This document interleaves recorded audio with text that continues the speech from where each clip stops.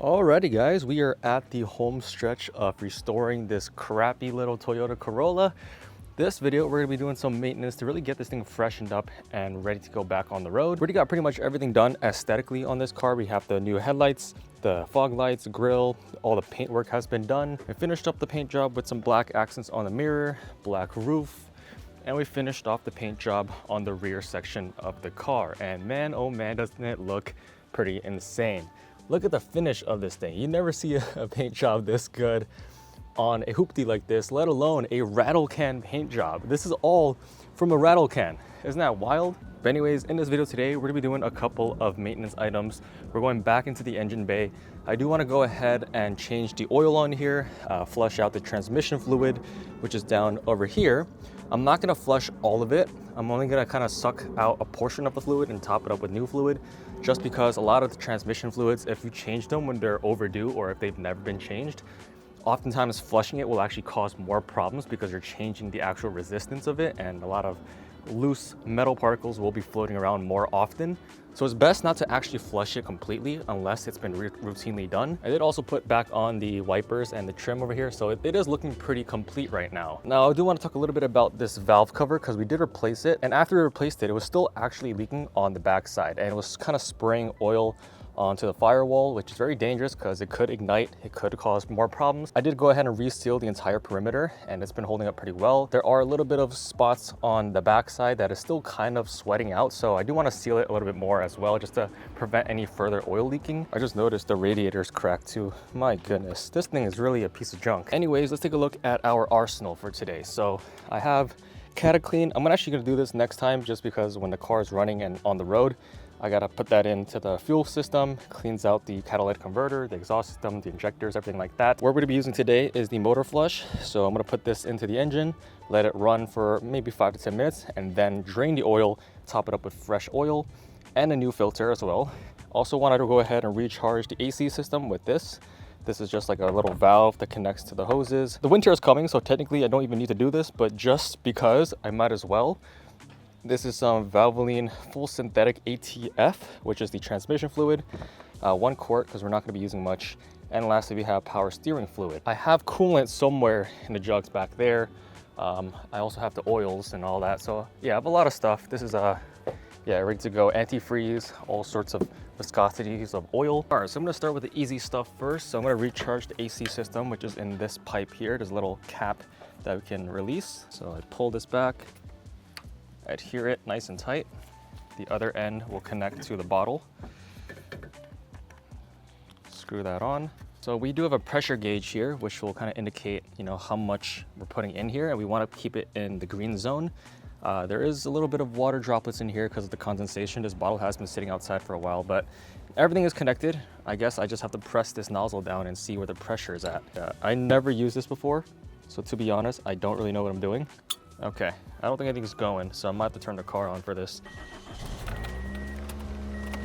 It's on low right now, so if I hold it, it's slowly going up, so that's good.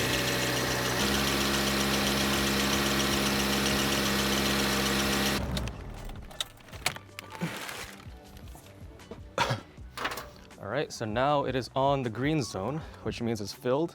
We do have smoke coming out from the valve cover still, but we'll take a look at that later. All right, so AC system is nicely recharged. It didn't take too much, just a little bit went a long way. As you can see, there is smoke coming out the back of the valve cover, very little, not much. Next up, I'm gonna check the power steering fluid. Let's see, it's probably all black already. Not too bad. I'm gonna just siphon this out and top it up with new fluid. And the way you do this is you wanna siphon out the old fluid, then pour in new fluid and turn the steering wheel back and forth a few times to kind of flush it through the pipes. Then do the same process a couple times just to really clean out that system here. I think somewhere about here is pretty good. Okay. So now I can insert this hose into this container here and siphon out some fluid. It's a bit heavy, so I gotta really pull on this thing.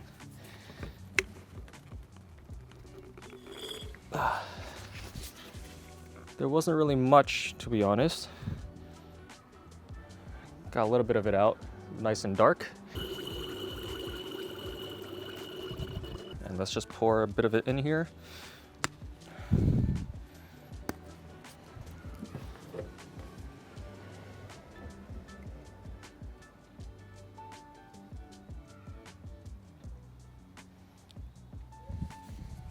I'm gonna have to flush this out a few times over the next few days, but that's the power steering fluid done.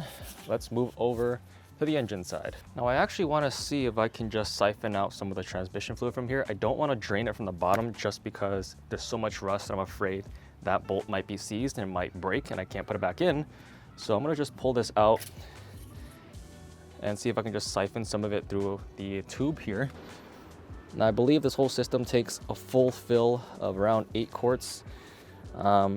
If you do a drain and fill from the bottom, you're gonna replace about 5 quarts. But if I'm just siphoning it out, I'm only gonna replace about 1 quart and just kind of dilute it with the old fluid. That way I can retain some of the old fluid in there and retain some of that thickness. Gotta double check the hoses because sometimes these fall apart. And I don't want it falling in either.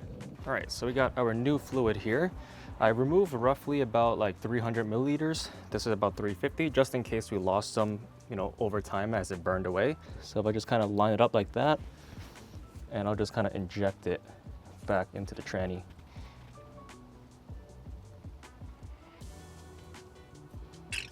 All right, there we go.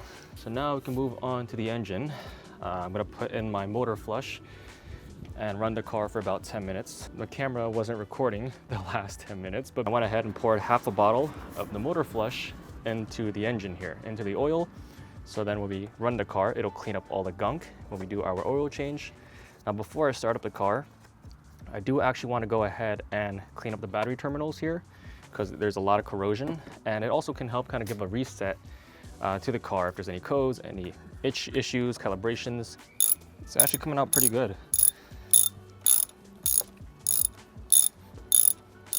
I don't know if we can release it. There we go. I'll put that aside for now. Get a towel, just kind of block it so it doesn't make any contact. The main thing we're focused on is the positive terminal because this is really corroded here, big time.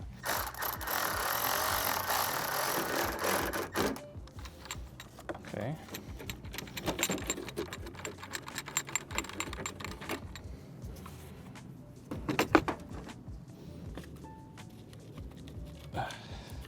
It almost doesn't even want to come out because of how much corrosion there is. So this is my little trick here. I got some baking soda. I'm just gonna douse it on here for now. And we've got some hot water to kind of activate the baking soda. It should cause like a bubbling effect. So I'm gonna get some on the little piece here. Sprinkle it on. This looks crazy what I'm doing right now. So I'm gonna kind of let it sit like this. And I'm gonna pour some hot water onto here. And this causes a chemical reaction, which kind of softens up the corrosion. And then I'm gonna use a towel and just kind of agitate and loosen up all that grime. It's not gonna be a perfect cleaning, but it'll get a lot of the chunks off. Honestly, the battery itself looks fine. It's just mainly this adapter here that's really corroded. But we were able to get most of the chunks of crust off this thing, which should help with, you know, getting a better connection. I'm gonna do the same to the negative side, but I don't want to connect it just yet. The negative side isn't too bad, to be honest. It's honestly pretty clean, but might as well get a little bit of a cleaning here.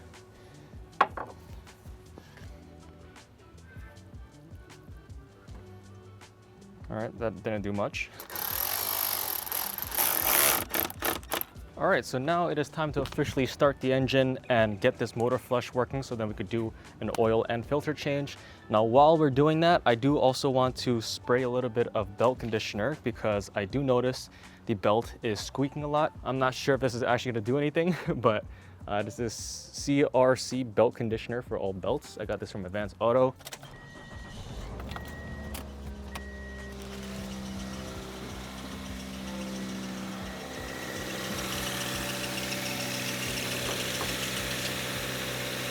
Oh wow, this thing works like wonders. Right away, it's much quieter. Yes, we do have some smoke coming out the engine bay, but that's fine.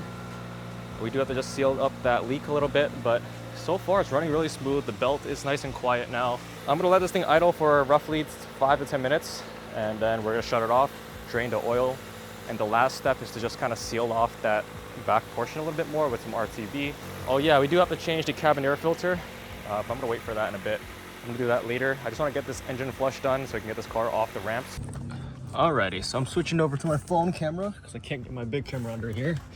But this is what the bottom of the car looks like. We have the oil filter right over here, so we're gonna change that out, and this is where the drain bolt is. On this side, this is where the transmission was. So if I do wanna drain this, it's that bolt over there. But the reason why I don't wanna do that is because it looks like it's gonna crack.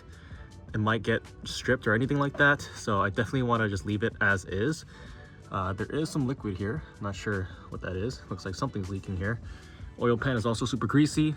I'm not surprised if the gasket is slowly leaking as well. Yet again, I don't really care. I believe it uses this filter over here, the 4967 from Fram. So it's just a spin-on filter. Nothing too crazy, just like that. Alrighty, so I just drained the oil and just removed the filter. As you can see, buttoned everything up. We have a little bit of drippage down here. I've also put a new crush washer and everything, so it is time to top it up with fresh oil. We're using 5W30 over here from Fram. Nothing fancy. I'm just using the cheapest thing you can get. I think the car takes like maybe 4.5 quarts or 4.8, but I'm gonna just put the full 5 just because for any potential leaks, we'll have a little bit of extra wiggle room with this. Got my favorite big O funnel over here. I'm gonna put the full entire jug in here. Close that up.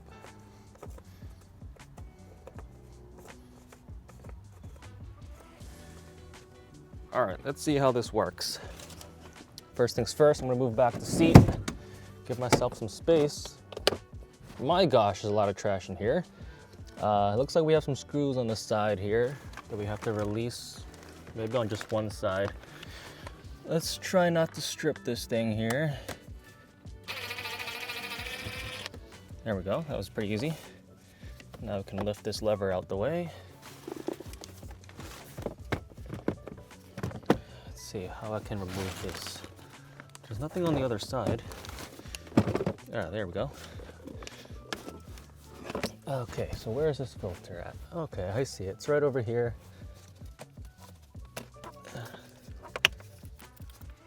Oh my gosh. Oh my gosh. Oh my gosh. All right, so this is what it's looking like underneath. My goodness, it is filled with freaking leaves. I'm afraid if I pull this out, there might be a bug. Oh man, I pray that there's nothing crawling around in here. Oh my gosh. Holy cow. This is bad. Oh my gosh. Whew. I'm gonna follow the flow. Put that in there. Take our cover, snap it on both sides. All right, we should be good. All right, now let's put this glove box back in here. Put this lever back on here. All right, put on this Phillips screw again. Yep, that was easy. Alrighty, so everything should be good to go. I just need to clean up this whole mess, and yeah, car should be running good. I just have to give it a little test drive, run it through the gears, make sure the transmission is shifting properly. I also need to put on the bolts on the bumpers here, because look, this is not even attached. So, you know, there's a couple more small stuff I gotta button up. I'm gonna reflush the tranny and reflush the power steering fluid after I give it a little drive, just to make sure the fluid is nicely flushed. But yeah, with that being said, I'm gonna end off this video. In the next video, it will probably be the last episode where I just do the final touches, clean it up, and really get this thing on the road again. So if you guys enjoyed the series so far, make sure to drop a like and a comment below. Subscribe if you haven't already, and I'll see you in the next one. Peace.